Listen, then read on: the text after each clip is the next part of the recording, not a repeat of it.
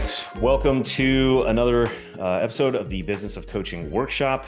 We have a very special guest with us today, a man who probably needs no introduction to this audience, but in case this is your first meeting with Matt Reynolds, Matt is a former pro strongman, professional educator, and made the leap into coaching after years of what was essentially a side hustle, building a strongman gym under increasing size from where abandoned, bombed out warehouse. I got to drive by that once.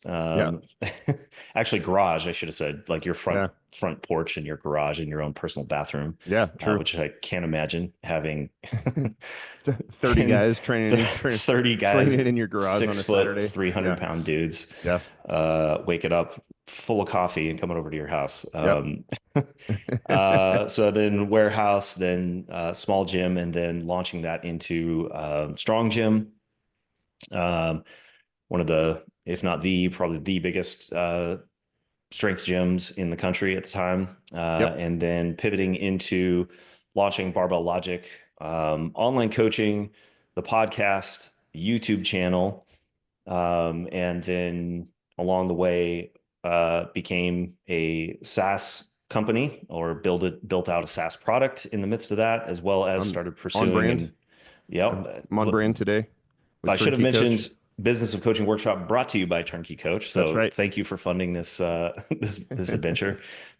I'm getting a lot of positive feedback. People are loving the conversation. So awesome. I'm excited to have this conversation. Obviously, we know each other well, and I have a lot of behind the scenes information. And at the same time, there are still questions I'm really excited to ask you, because I think there are things as a business owner, and me being part of the business, that we don't always get to talk about what it's like from your perspective. Because I think, and I have a lot of gratitude to this, you're often trying to shield your team from a lot of things that are noise. In fact, that could be a whole question we could go down, is like, how do you determine what's noise and what's not? And sometimes, something that you thought was noise becomes not noise. Anyways, that's a whole rabbit hole we could go down. But I'm hoping in this conversation we get a chance to really kind of help people see what it's like for somebody who's built the business up to what it is now over the course of 10 years, having to make multiple pivots, multiple gambles, assemble what we called like a team of Avengers. We're up to, what is it? We're over 20 employees and over 50 coaches all over the world. So it's literally an international business at this point. And what that's like from, my brain, I tend to deconstruct things like from an engineering perspective, but the ones that I probably haven't heard as much from you are more on the psychology and like the emotional side, that I think would be really interesting to our audience, who are, I would say, and this is where most of our interviews have fallen so far. Some people have been doing it for 5-10 years, but they're closer to that single person operation, maybe a small team of coaches, a couple of gyms. Anthony Deals, we had him on, and he's up to several hundred clients now, but you're arguably an order of magnitude bigger in terms of client count, sales revenue, and team, and have taken some, both MED, as we've talked about from our programming style.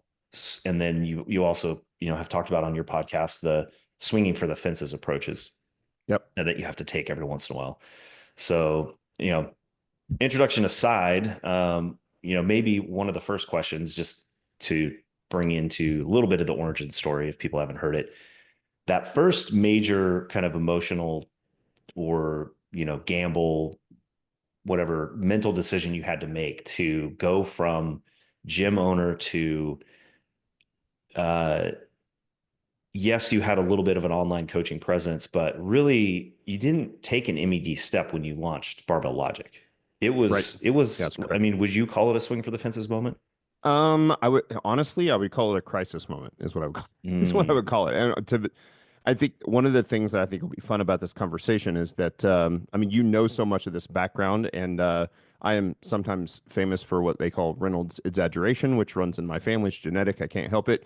But you'll call me on it because you know if I exaggerate. So um, I would love to say that I had this amazing idea for online coaching. I saw all the problems in the in-person coaching model, which I did. Um, but and I thought there's a better opportunity here, and so I'm going to slowly get out of the in-person and get into the online model. The reality was I was bought out of my gym by one of my partners. So we had three partners, one of which I'm still very close to today. The third um, bought us out. I'll just I won't go. And it was, and so we were kind of pushed out, and Like a not hostile takeover kind of yeah, a little situation. bit. Yeah, family had lots of funds, and Hmm. when you have three owners, you're voting, and when two of us vote the same way, and the third guy never votes that way, but the third guy is the one with all family has all the money, then Hmm. at some point it kind of became I mean, kind of a for hostile people out takeover. there, I mean, that might be actually an interesting one. I haven't asked that before, like from a lessons learned perspective, or somebody who's out there who might be debating about whether to bring on business partners. Do you Yeah. have any like lessons learned from that experience? Would you always go Yeah, with only two or only no, I one? think yeah. Um, I think I would struggle. I say I would struggle to have business partners. I mean, at this point, we're a Delaware C corp. Sure. There are lots of people that have stock. There are investors. There's a board. So really, I Right. do have partners at this point. Right. Right. Um, I would lean towards not having a partnership. When I started Strong Gym, I started it with a partner because I was finishing my master's to be a high school principal. I was a public school teacher and a coach, and I just couldn't be at the gym very much, and I didn't have the money to pay somebody a full time salary. And so my other partner, who's one that I'm still really good friends with, he had just been medically discharged from the Navy with Crohn's, and so he had the time and was on full disability from the Navy. And so he was able to basically man the gym in those first few years while I was still teaching and I was doing both. And so, yeah, I think the problem here's what you run into with getting partnerships is that, and this is also the same problem that you have with hiring people that you know well, which I would love to dive into here in a bit, is that there's always risk. There's opportunity cost for everything, right? Mhm. So if it goes poorly and you have a partner, um, it's probably going to end your friendship. And so then it's about finding the right partner that you don't know. But I think people that start businesses that have successful partnerships almost always know each other. You, Mhm. you think about the big tech companies, they had these partnerships because they were guys that went to school together and they coded together in the dorm rooms. And so what you're doing is, and this really comes back to your trust equation model, is you're building trust with somebody else that you trust enough to go like, hey, are we willing to push the chips to the middle of the poker table and take that first hard risk and start a business? And so I did that with Strong Gym. And for one of those partners, great. And for the other partner, like we've never said another word to each other, not one time since being bought out in December of 2015. And I've so, I've yeah, heard it compared to like some social media clip. It's probably like a Ben Horowitz or one of these YC Combinator guys was saying, think of your business partner as a marriage. yep, Like, is this somebody that you're going to get married to? yep, Because that's what it's because going to you be. I are. mean, you're getting a legal contract, Yep, you're going all in on a huge chunk of your life, and it could go badly. So, yep, like, are you going to be all in with this person? But it's rarely going to be just somebody who you work with, like a yep, coworker. I think most people think of it maybe in that framework. Do you think that's right. that's a fair comparison? Oh, yeah, absolutely. And, think about if, I don't know, 50% of marriages or somewhere in that ballpark end in Right. divorce in the United States, what percentage of those stay close, stay friends? Mhm. Pretty small, right? Most Right. of them end up kind of hating each other, and if they've got kids, they just have to figure out how to make it work, and that's the process. And I think a business partnership is the same. When a business partnership splits apart and the business goes bad or the partnership splits, the relationship is probably over. Doesn't have to be, but it usually is. And so I would Right. just say choose partners wisely There are times that the amount of work that you have to do in the business that you're starting is so much that even from day one, it's too much for one person. And because you're starting the business, you probably don't have any money. You probably don't have any capital to put into it to start hiring employees on day one. You either have to have a business at scale that one person can do, or have the partnership and make sure that you complement each other well on your skill set and personality and vision for the company and all those sorts of things. So that's kind of the way I would look at choosing partners. If I don't think I would ever start a business again with a partner. I because I like what I've done now, which is starting what was really Reynolds Strong, which turned into Barbell Logic. So I hated the name, by the way. Don't choose a name for your business that is your last name. I just because I was bought out of Strong Gym, my social media handle, which had a pretty good following, was at Reynolds Strong. And so everybody that I knew said that then that needs to be it's Reynolds Strong Online Coaching, right? I was like, I hate that name, but the problem with that is because I am such a vision type person, like I certainly foresaw what I thought could be a seven-figure business. I don't know now that we are in kind of mid eight-figure business that number seems so ridiculous to me at the time in 2015. I don't think that I would have ever been able to really comprehend that. And I do think there are people out there that I think that Larry Page and Sergey Brin, when they were working in their garage for Google, I think they thought it was going to be $1 trillion company at some point. Wow. I think big, but I don't think that big. And Mm-hmm. so for me, it was about, okay, how do I do this on my own? And it came out of crisis mode of selling the gym. Mm-hmm. And so I had a choice to make. I basically narrowed it down to two choices. I was either going to open a very high-end executive barbell club type gym in the same town. It was going to be fairly high priced. It was going to be super nice equipment, but way smaller. So Strong Gym was like 16,000 square feet, or somewhere between 15 and 16. And the new place would have definitely been under 2,000 square This feet, is so the one we 1,500. drive by every time we're going Yeah, into it downtown was actually Springfield. like a really nice, not yeah, the big one. You're talking about the Yeah. 16th. Yep, Yeah. that's between 15 and 16,000 square feet. And then it was really just going to be a few blocks away. I was going to open up an executive barbell club, and Yeah. it was going to be leather furniture and probably a little bourbon bar, and we would do stuff, pre dinner dates with your wife, bring her over, like have a drink, have a cocktail, like build a community that way. Or I was going to do online coaching. And so when I sold the gym, that was painful and it was hard and it was a struggle. And certainly we made some money off of it, but not nearly as much, and certainly not enough to live on for 5 years. I had enough to live on for maybe 6 months. And Wow. we went to South Padre Island. I took my whole family down there, drove, didn't fly because didn't have enough money to fly down there. And I went down there to decompress I think we stayed at a Verbo for 3 weeks, 3.5 weeks, something like that, while I figured out what I was going to do with my life, which felt very strange, Yeah. having received my master's, completed my master's, and then leaving public school, which was maybe the very first big thing that leaving public school, where all the education was, to go all in on Strong Gym, and then 3 years later, and growing that to the largest strength gym, privately owned strength gym in the country, to being bought out of Strong Gym, to now go, now what? Because I knew I wasn't going back to public school. I knew I had to start a business, and it was going to be in fitness because I had built a name for myself as both an athlete and a coach. The question was I going to go in person or online? And so I called my little brother Chris, who you know well because he does lots of work for us now, and and we have a podcast, the Build Your Business podcast. And I called him and I said, I don't know which one should I do. And he said, hope it's okay that I say this, but he said, well, you're online coaching some now, right? And I said, yeah. And I had never advertised online coaching. And but I had been on the Art of Manliness podcast, and I was Brett McKay's coach, and he had bragged about my online coaching, and so I got a fair number of clients that way. Never thinking that podcast interview was going to go that way. We were there to talk about strength, not about my online business.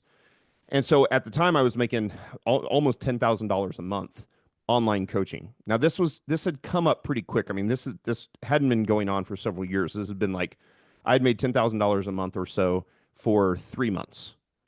Mm-hmm. And my brother said, hold on, you've never advertised this. You got lucky and you got on a really good podcast, but your margins are great and you're good at this and you get to do it from home and you could do it from anywhere. Like, are you online coaching from South Padre Island? And I said, yes. He said, so you can have the freedom to travel and you have enough money to live on for at least half a year. Like, bro, I think I would push all the chips to the middle of the table, hence next risk, stay in with the theme and see if this online coaching thing can work. And if not, you can always go back and open up a gym. You can get a job as a trainer in any gym in town. Everybody in town knew who I was in the fitness industry. And so okay, so I started writing the business plan for what would be eventually Barbell Logic, but it wasn't to get an investor or go to a bank. It was really a plan, just a few pages for me that was the Mm-hmm. core value of who I wanted the business to be. What were our core values going to be? How are we going to be different? There were all these things in the online business side that I was like, I can't stand about this. And so I knew I had to set myself apart. And so by the time I came home from Sal Padre, I was 100% in on the online coaching piece. Now it was just what was that going to look like tactically? So So a couple things I want to pull the thread on there briefly. Uh, this is 10 years ago now, a little almost 10 years ago. yeah, December 2015. You're calling what you were doing online coaching. Just to get like a little more descriptive, like what was online coaching in 2016 Yeah. compared to like the workflow that you have today? This Oh, it's like would you even call it online coaching at that I point? w- I would It still was, but yeah. but here's what has changed. So what I first off, what I hated about in-person coaching was all the things that we talk about with turnkey coach. So I don't want to make this a commercial about that, but the concept was that I was just always stuck to a location and a schedule and I couldn't leave. And if I went on vacation, I didn't get paid. Clients that could hire me, and I was probably the most expensive trainer in my little town of Springfield, Missouri. If the types of people who could hire me to be their trainer were also the types of people who traveled for business or pleasure. So they would travel and then they wouldn't train, which means they often wouldn't pay. Although I did change that model. I went to a monthly model and was like, you're not paying for 12 sessions, you're paying monthly recurring revenue. And so that helped. But with the exception of if I left and went on vacation, like I had to really watch that. Like I couldn't Mhm. travel at all the way I do now. So I just felt like I was like stuck in that model. Okay, so then what's the problem with online coaching in 2016? What's the problem with online coaching today? Most people, the average person on the street, if you're like, hey, I'm an online fitness coach, they're like, cool, you're an influencer that sells programs. Yeah. And I was like, I knew I was never going to do that. So even from day one, the reason we've always called it coaching is, and not programming and not a trainer. And by the way, I don't think there's anything wrong with that, using that terminology. But to me, a coach actually has to break down technique, actually has to coach, right? So I could get, I could get a manual on how to be an offensive lineman, but if I never work with a coach that teaches me how to be an offensive lineman, then I'm not actually getting coaching. I just like bought, like, here's what we take the Nebraska offensive lineman through. Well, that's not coaching. So I had this one problem on the in-person side where I was stuck in a location schedule. Money's not that great. Like if you're coaching, the money's good, but when there's no clients from 10 a.m. to 12 p.m., then you're sitting there and you're thinking, well, I'm charging whatever $50 an hour or $100 an hour, but like you're not making that much money because there's all these hours during the day that you have to be there, which is a problem in and of itself. And there's also some of those hours you're not actually coaching, which means you're not making money coaching. You're just waiting for the next client to show up. So I had that issue. And then the online coaching model was no one's actually breaking down technique. So in 16, the iPhone came out, I believe, in 808. Does that Like sound right? eight. Yep. I think so. Yeah. And of course, cameras were terrible until the iPhone came out. By 16, Actually, I cameras are think getting it was seven because I remember oh being at my 07. 10-year high school reunion and somebody had the first And then iPhone. it's wild, isn't it? Yeah. And by 16, the cameras were pretty good. Like now the Hmm. cameras are insane, right? And Right. so technology has moved fast. So what I did in those early days is I programmed with Google Sheets, Excel spreadsheets, and interacted with my clients over email. and they videoed themselves doing the lifts and they uploaded it to YouTube and made it private. And then I would watch the videos and then I would give typed feedback on technique feedback back to them and talk to them about changes I was going to make to their programming. That's what it looked like in 2016. Now, here's the problem. The efficiency factor wasn't there. What has been solved by, Block and then Turnkey Coach is that it just wasn't very efficient. So I got myself up over 100 clients, but I was constantly drowning in I was constantly responding to clients on email, and I was watching videos on YouTube, and I was trying to break stuff down. And you do stuff where if I'm being totally transparent, where you're watching the first rep and the last rep because they can't see what you're watching, and I'm like, all right, they're doing a set of 5. Let's watch rep 1 and rep 5. If they both look fine, then 2, 3, and 4 are probably fine too, right? Or you're watching it on 1.5 speed or whatever the thing is. Now, what it did is it really refined my eye because all of a sudden I'm coaching like thousands and thousands of reps every single week. But the system itself, the technology was just not in a great place. Emailing each other back and forth really became a hassle. Typed feedback became a hassle. So, but I still thought that I had set myself, and I think I did set myself apart as, and this is one of the core values, I wanted to be known as the guy that had the best customer service in the online coaching industry. I knew I was a good coach, and I don't say that in a braggadocious way. I just coached for so many years.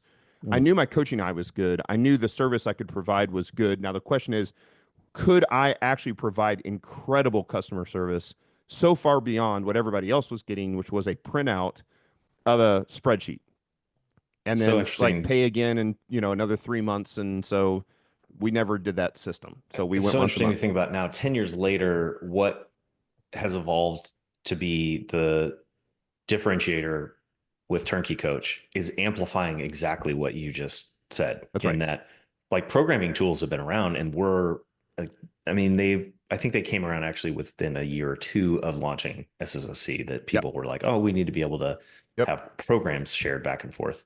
And then it was like a year or two later that you could start connecting that with video, but it was clunky and it wasn't what the purpose of the software was. Right. It was So you got still to use it. predominantly programming.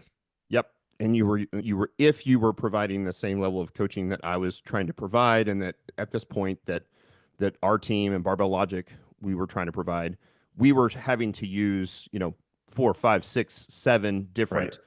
different software platforms to provide that level of service.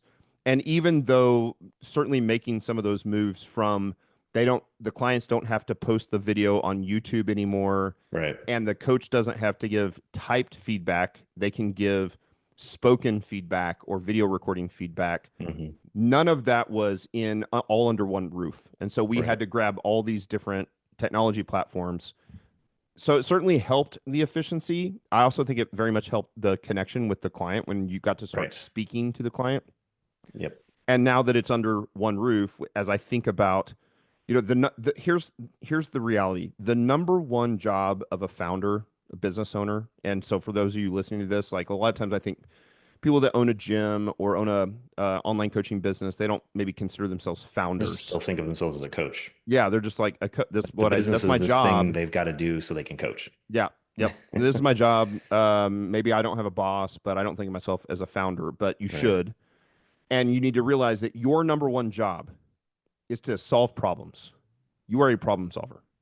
And so when I go back and think about what I just explained, in we had all of these problems in the in-person coaching model that I had experienced since I opened Strong Gym in 2008, sold it in 15.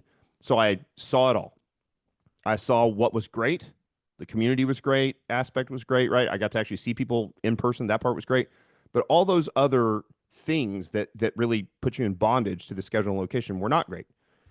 Then in online coaching, I just explained, even with what was trying to provide the best service in the entire market, there were all these problems of inefficiencies. And so while I could still provide effective coaching, I would say that even in those early days, the coaching was effective. It was definitely not efficient. Mhm. And so then as we started to bring on the team and build that team, which I'm happy to talk about, and you especially coming on and having a vision for building out the turnkey coach software, then what it did is it literally solved all those problems that I had back in 2016. Like, how do I make this faster? How do I do it under one roof? How do I not have some other how do I not have eight other companies that if they go under, like now I don't have a screen recorder. If this one, like, it was very vulnerable. And so you're trying to mitigate risk, and certainly you have to be okay with risk. But the key there is that I solved the problem of the in-person coaching with the online coaching. And There's an then example of like my brain turning that into a math equation. I like immediately start thinking of value density, like value exactly, over unit time. And we have exactly. taken the amount of time to the asymptotic limit of zero, or at least that's what we're trying to do, while simultaneously maximizing value Yep. in Improving the service. in for And yep, both the client and the coach, just like that's right. meeting together. And turnkey coach is this point of connection for those two things to happen for both the Yep. client and the coach. Exactly. It So, blows me away that I just sorry to interrupt one more no, you're time fine. here, You're but fine. like this is kind of one of those moments that I want to think that I want to highlight is that you took that time to be thoughtful about what was important to you as you were going to go launch this venture, which set momentum on so many unimaginable things that are still Yeah. happening 10 years later. Like The the core fact that values are still the you core values. doubled down on that human connection component, the Yep. coaching component, the feedback. Now here we are 10 years later delivering soft or building a software platform, which was nowhere on your, strategic roadmap. It's not like you Correct. had all the pieces in place for what was going to happen, but you had the core values, which I still remember to this day talking to you. And I think it was August of 2016. You were on your way to getting tacos, like Yep. jumping in your truck Oh, with a I bag of tacos. I could like hear the tacos in the background. I can remember standing in the parking lot and calling you. And it wasn't I don't know why. I think I know actually I remember why, because I was in the middle in my job as a plant manager being tasked and driven by the VP of Boeing products at the time for Boeing products. We weren't Boeing, but uh, we were building Boeing products. Inside joke. Yeah. Anyways, he was hammering on me about the importance of culture and like we have to build the culture of the site. This was a long standing legacy. He had come up from the company what used to be Roar, and then it was Goodrich, and then yada yada UTAS, all these things. But he was one of the old school guys, and they were super culture and values were just absolutely critical to in their business model, all the way down to executing on the factory floor. So that was in my mind. And I remember asking you about your core values and kind of your mission and your vision. And you had it. You had clearly thought about it, Yep. which definitely influenced my decision that to join after that call, because it was clear to me this wasn't just a thing you were doing by the seat of your pants. No. No. So I No. mean, just for anybody out there, because I think a common question, and I've even thought of this myself, like especially in that moment where you're in a crisis mode, as in your own words, it could feel like you're wasting time to sit down and Yep. write things on paper. Like, well, that's not building the legal documentation. That's not even writing SOPs, which some people might not think are valuable, but you invested a ton in that as well.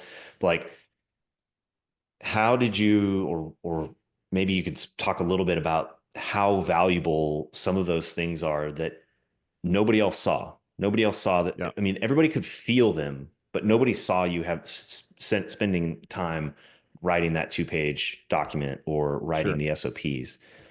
How would you recommend or help people try to think about that are in that phase? Yeah. So that's a great question, and I've never been asked that. So, but here's what it is. And you and I were even texting this morning about some business stuff or DMing over some business stuff. And I think that people don't value founders, business owners, coaches, don't value blocking out significant chunks of time to just think,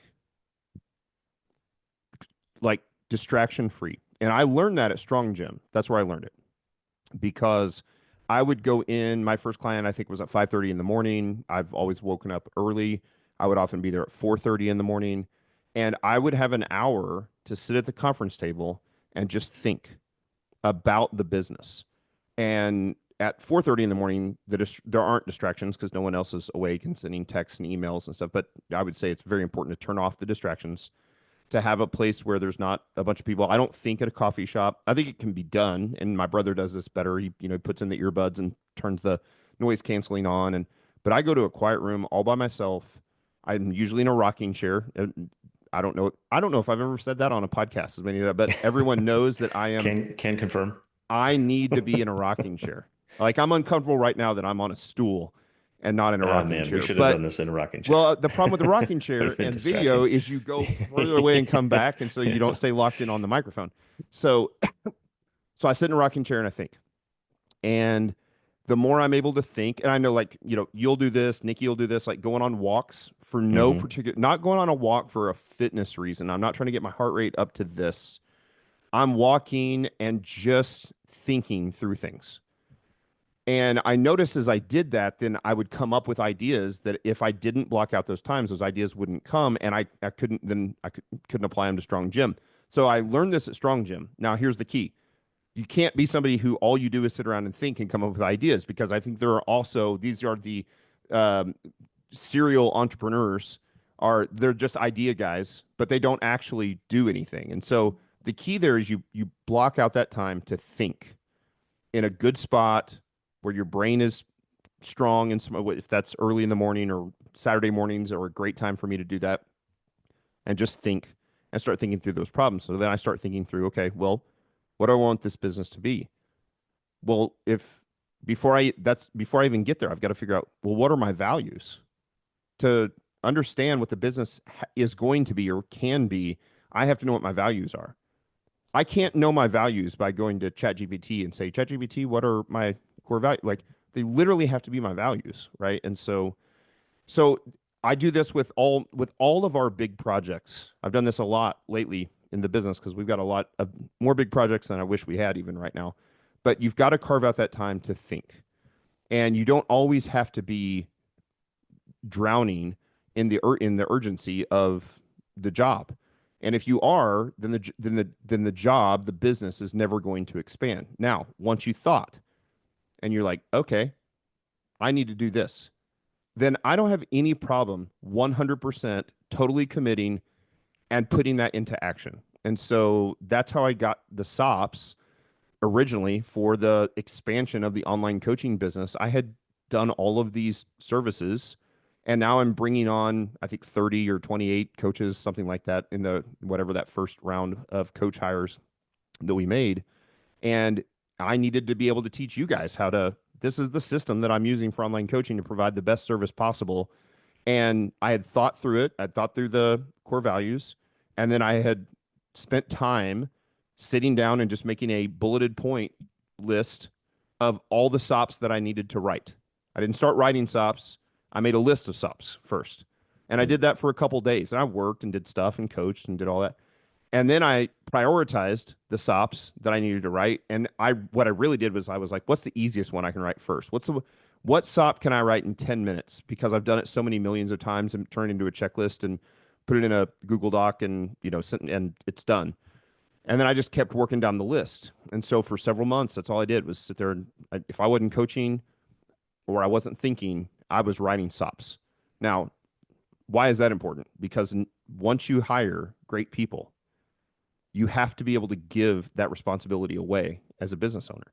And so now the SOP, obviously there was no SOP for a software platform, but for operations, we had a SOP for operations. You're the owner of that now, right? As the COO and the head of product. And so that's why that stuff matters. If you're ever going to scale, you have to be able to teach other people how to do it. And here's the thing, you can't just show them and talk to them, because at some point they might leave, or they might get a promotion, or or they might die. And now you have to spend time showing everybody else. The key there with the SOP is like, we've got a very clear, very concise checklist of here's how we do it and here's why we do it. And then you hire the person and you give them that SOP and you say, follow this SOP exactly as I've written it for the next 2 weeks. And as you do that, you're going to find inefficiencies and little broken places in this SOP. And it's no longer my SOP, it's your SOP. You can fix it. Like And add steps, take steps away. here's something color commentary I'll add, being intimate with the business. This isn't something you just did 10 years ago and then you were like, okay, I'm done. You are literally writing an SOP today. Like right Today. now, you've stepped in as essentially the acting VP of sales or whatever you want to call Yep. it. Like you are driving the sales priority for TKC and literally writing procedures to, like, as the Correct. CEO founder of the company 10 years later. Yep. I Done just think a that's, ton of work, even stuff where you talk about being protected as, you're part of the what we call mission control, the top level C-suite. And I've spent a ton of time with our VP of finance over the past several weeks, really over the past 6 months, but a lot over the last 2 weeks to mhm, write a SOP and very clear financial statements on the financial health of the business that could be presented to you guys in a format that was easy to understand. So you knew exactly where we were mhm. when you saw that SOP. That's still a SOP, right? And Yep. so I wrote the SOP, even though I collected the data from the VP of finance, and then I could present it to you guys. And then we get to talk through it. And we had a great call the other day about, here are the things that are good and here are the things that we need to fix and here's some red flags. And so that never stops. Like you just, I think the impact that the SOP has as the business grows that you're going to do as a CEO or owner, founder, whatever, just becomes bigger and bigger and bigger. So now I'm not writing a SOP anymore on how to break down a video for a client. Like those are written, and we have other people that are fantastic at that, and they continue to tweak and change those things. But that's their SOPs. I'm writing these like big picture SOPs at this point. So Yeah. that, yeah, it never changes.